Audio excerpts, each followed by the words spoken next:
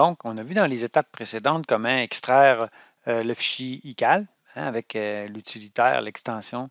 Puis on a vu aussi comment le télécharger. Donc, normalement, à cette étape-là, vous devriez avoir donc si je vais avec Chrome, si je vais voir dans le dossier de téléchargement ici, ou CTRL-J, donc vous allez voir votre fichier ICS qui devrait être là. Donc, qu'est-ce qu'on fait avec ce fichier-là? Bien, c'est un fichier qui va nous permettre justement d'amener notre horaire dans un logiciel agenda.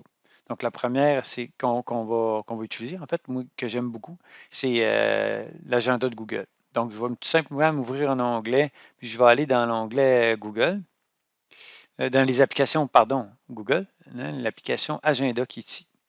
Donc, ça, c'est mon agenda qui est vide. Bon, vous allez avoir votre agenda avec votre nom par défaut là, qui va apparaître en premier. Donc, ce que je vous recommande très fortement, donc, surtout quand on importe comme ça des fichiers qui peuvent être, qui ont été modifiés ou si jamais vous avez fait des modifications dans le fichier ICS, c'est important de créer un calendrier plutôt que d'utiliser votre calendrier par défaut au cas où il y aurait des problèmes, où vous pourriez avoir des conflits d'événements, des choses comme ça. Donc, je vais cliquer tout simplement pour faire ça, mais je vais cliquer sur le petit plus qui est ici. Donc, j'ai ma pop-up, puis je peux créer un nouvel agenda. C'est ce que je vais faire. Je vais cliquer là-dessus. Je vais l'appeler horaire enseignant. Je peux lui donner le nom que je veux avec une description. Puis le fuseau horaire, par défaut, c'est le fuseau horaire dans lequel vous vous trouvez. Donc, je vais créer mon agenda. Donc, quelques secondes, vous voyez mon nouvel agenda qui vient d'apparaître ici, qui est horaire enseignant. Donc là, l'étape suivante, c'est d'aller chercher notre fichier ICS qui est dans le téléchargement. On va tout simplement sélectionner ici le bouton Importer. Là, je vais sélectionner dans un premier temps où je vais mettre mon horaire. Je vais le mettre dans horaire enseignant. Je vais cliquer sur celui-ci.